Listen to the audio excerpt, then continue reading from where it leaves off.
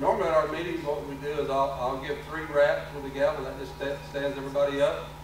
And we always start every meeting with the Pledge of Allegiance and a prayer.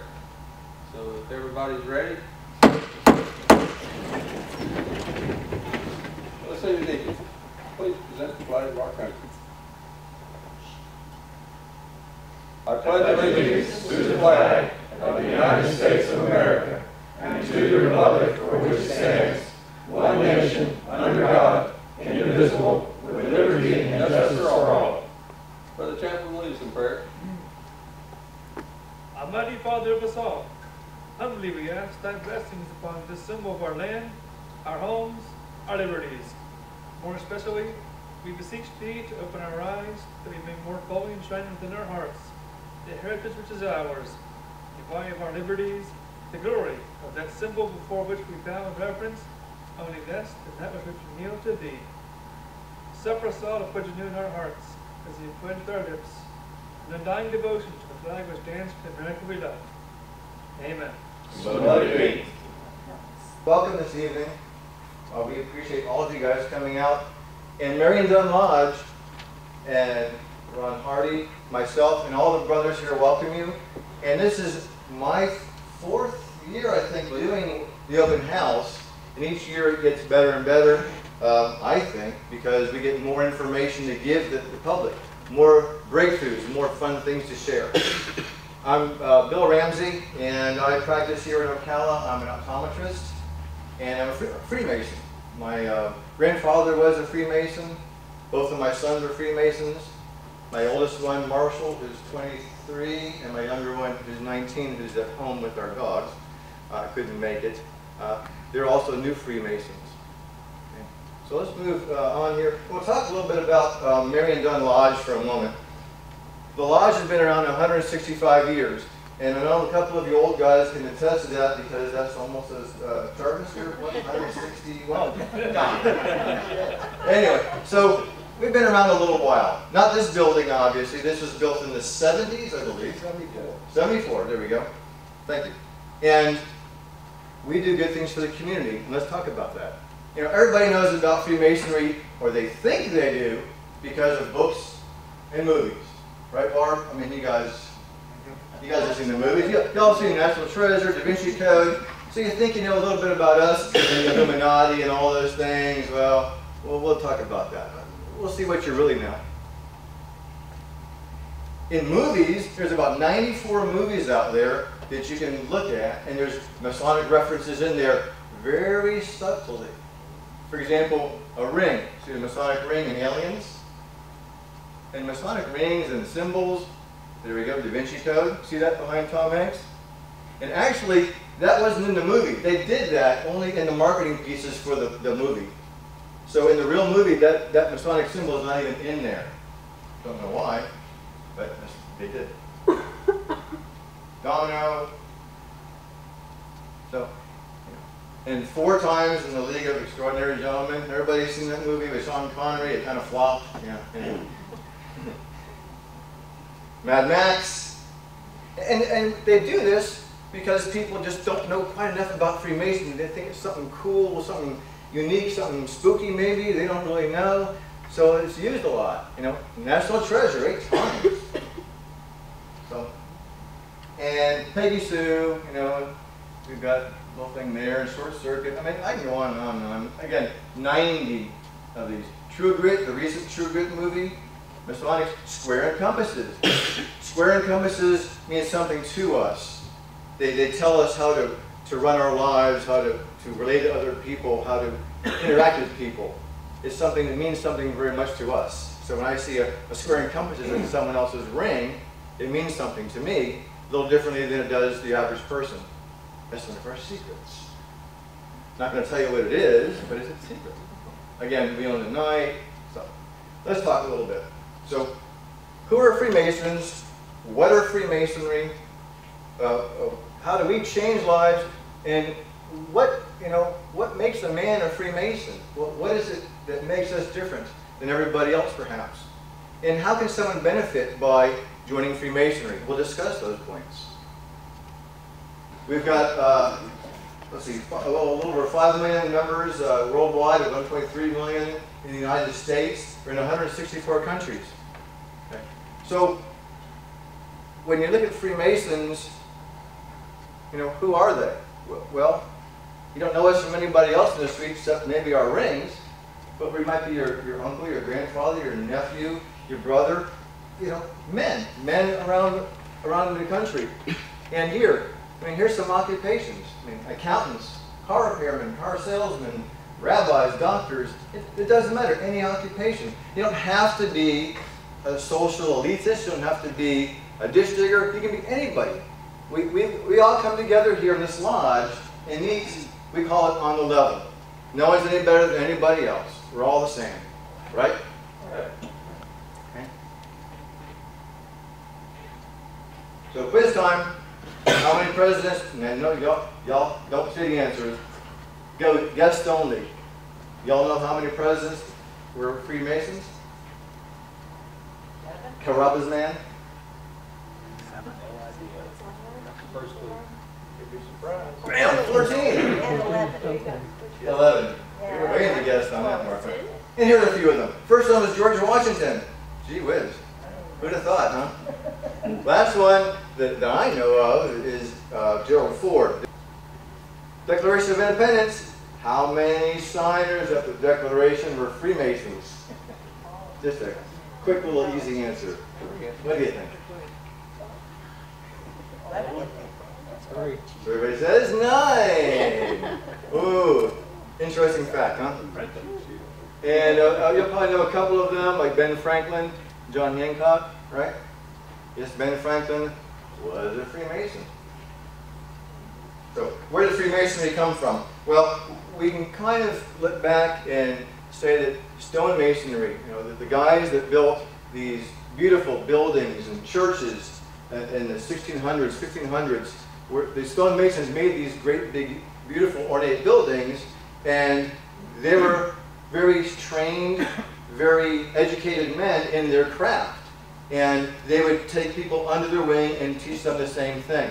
Well, that started, and then they started making guilds or societies so they could travel around and go to other places and join hands in brotherhood, build these buildings, and no, the other guys are trained just as well as they were to build these massive buildings.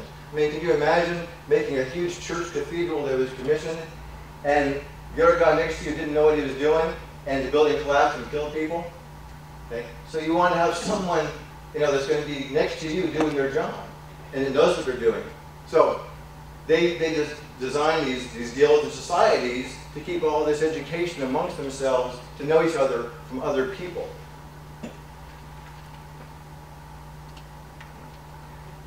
In the 1600s, it wasn't just those guys making the buildings in Freemasonry. They started bringing in other people, the gentlemen masons, that weren't necessarily the workers, to join in. And that kind of evolved into the social society or brotherhood that Freemasonry has now become. I'm not going to make any stonemasonry buildings. I'm not that way. I'm just an eye doctor. But I enjoy hanging out with these guys, and that's what the fraternity of Freemasonry is all about. So a definition of Freemasonry you kind of will see around if you go online and look it up. Okay, it's a system of morality. Morality, veiled in allegory and illustrated by symbols.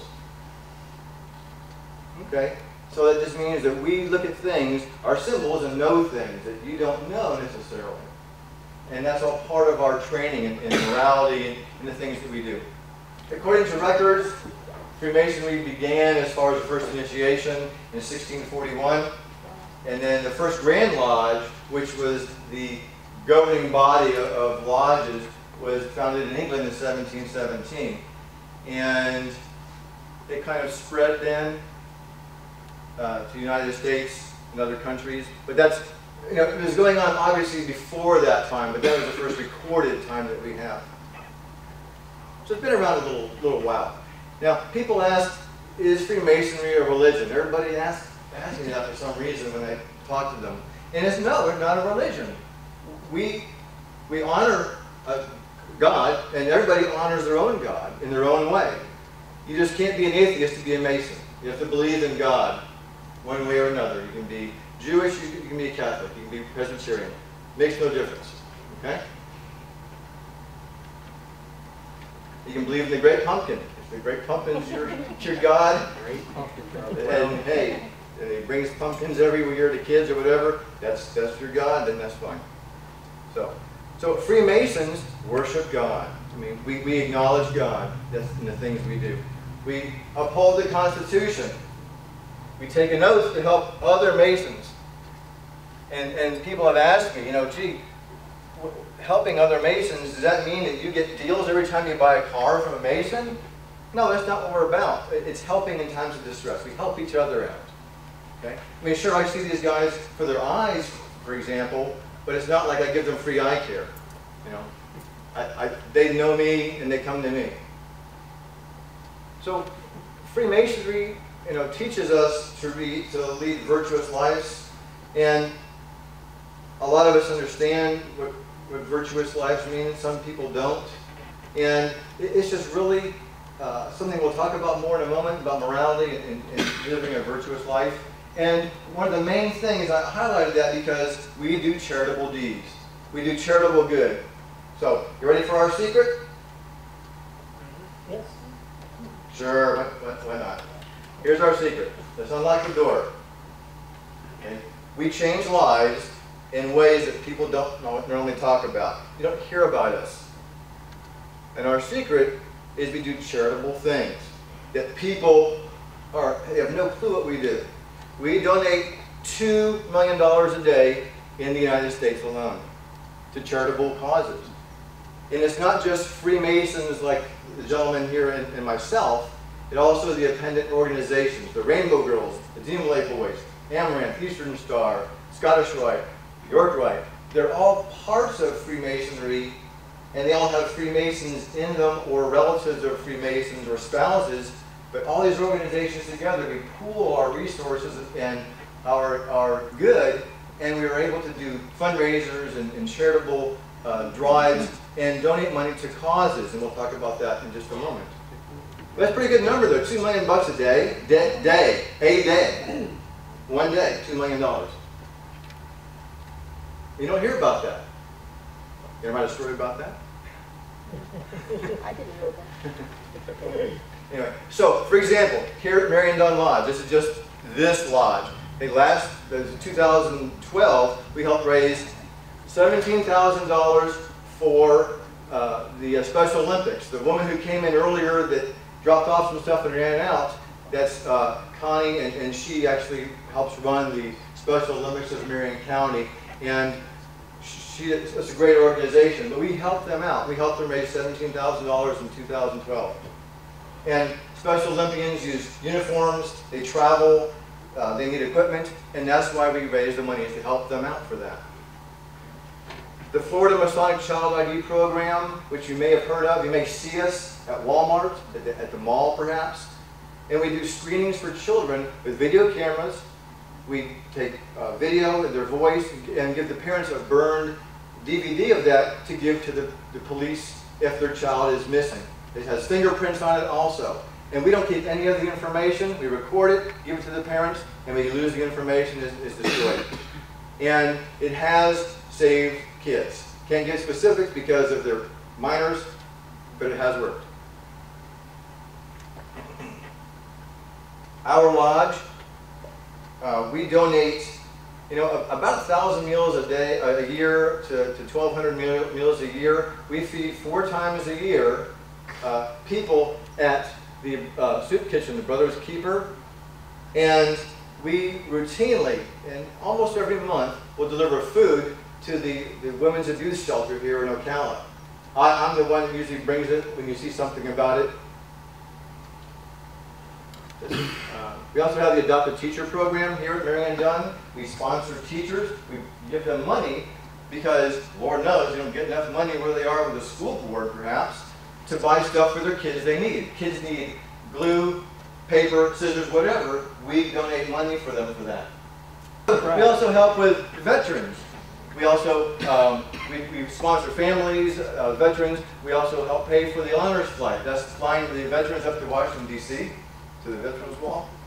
So how else do we change lives? Well, we do support youth. We do have the ROTC scholarships. We have jazz band. Now this isn't just our lodge, it's other lodges too. Now our lodge does, we did create the Ben Mears College Scholarship at CF, or CFCC, or what's it, CF now, right? Yeah. Yeah. Anyway, so, and there's the bicycle giveaway program some of the lodges have. They have 4-H. And you don't hear about this stuff, but we give kids bikes. We help, you know, we help the community when we find a need.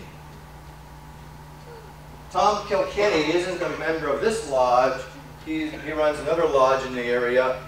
He makes, I think, 2,500 last year of these wooden cars that he gives away. There's just scrap wood that is donated to him, and he makes a little 4-door sedan and a little pickup truck. And he did it just for the heck of it. At the last, one of the child IDs we did out in Williston, Right. Ornean, is it Ornean Lodge out there? Mm-hmm. And every child got one of those. Yeah, so Tom donates these cars after he makes them to, I know he brings them to the child ID screening programs, some churches, some other events that are held in the area. Also, they give them to churches to ship to other countries. So what else do we do? Well, if you look behind our building, there's this big open field, and if you look to the left of the building, there's this sign, and you'll see there's fields, and we own all that property, but we give it to the kids to do their athletic, football, soccer, cheerleaders are out there with them also, and we just give that away to let them do it for free. How else do we change lives? Well, now away from the kids, talking about parents and older people like some of us, we do have, under the different organizations in Freemasonry, we do have all these foundations that help speech and hearing, eyes, cancer, arthritis, diabetes. And money is collected and given to these organizations, cancer research people and arthritis foundations, to do research. And it's one of our, again, charitable things we do. So this is the biggest thing, the most exciting, the MMRL, the Cardiac Research Institute. We have leading, and the brochures are outside there, leading science in cardiology and heart research and SIDS research going on. And Freemasonry helps fund that. And one of the things that's really the coolest is the ghost heart. And Randy, I know you know much about this. Y'all ever hear that? The ghost heart? It's pretty cool. They've taken a human heart, so if someone passes away, they take the heart, they wash it with a special chemical that removes all of the biogenetic material that would tell that tissue where it comes from, cleans it, and then they're going to be growing your own stem cells on this heart, so eventually you'll be able to have your own heart coated with your own material and have this heart put in your body and you won't reject it. So how do you become a Freemason? Well, you got to be at least 18, you can't be an atheist. You have to submit an application, which we call a petition. It's reviewed, it's looked over, we go into your background, make sure you're a good person, you're voted on, and if you're voted on, you receive the 3 degrees of Freemasonry. That's why you hear the 3rd degree. That's, you know, yeah. So that's just how people become Freemasons. There's a process you go through. So why would someone become a Freemason? You know, why would I do this? Why would my sons do this? Why would my grandfather do this? Well, it's pretty cool because you get to be along the guys that are really cool in the world, that are pretty moral, pretty nice guys. You get to help children, like I just saw a minute ago.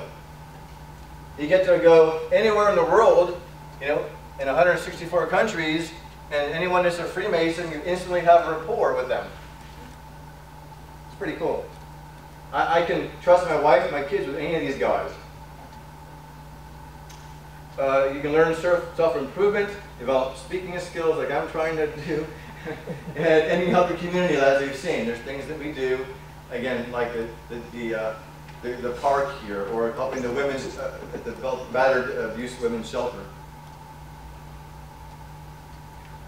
So we have beliefs in the Freemasonry. One of them is to act with honor in everything you do. I think it makes a lot of sense to those that are pretty moral kind of people. But really, if you do the right thing, because it's the right thing, it makes sense. Why would you do the wrong thing? Why would you shortchange somebody? Do unto others as you would have them do unto you. There you go. That's it. So we have some beliefs. Again, compassion. So besides being a moral person, having compassion towards others, that's one of our beliefs. Help other people. We're here for that. Why not? And I think this holds true for a lot of us, that if you're a good citizen and believe in your country and strive to be a good citizen in your country, that's a great thing. Stand behind your country and have a moral duty, a moral obligation to stand behind your country. Not just ourselves, and not just our neighbors, not just our country, but the world. Really, we feel you can leave the world better than when you came into it. And that's a duty. Why not? If you can do that, why not do that? So, we don't take a bad guy. We don't take someone who's gone out and stabbed someone and try to turn them around, make them moral people. We don't do that. We take someone who's a good guy and make them better. We just help them realize, okay, you're doing great things. Here's a couple things you might want to also do, or some ideas. And that's what we're all about.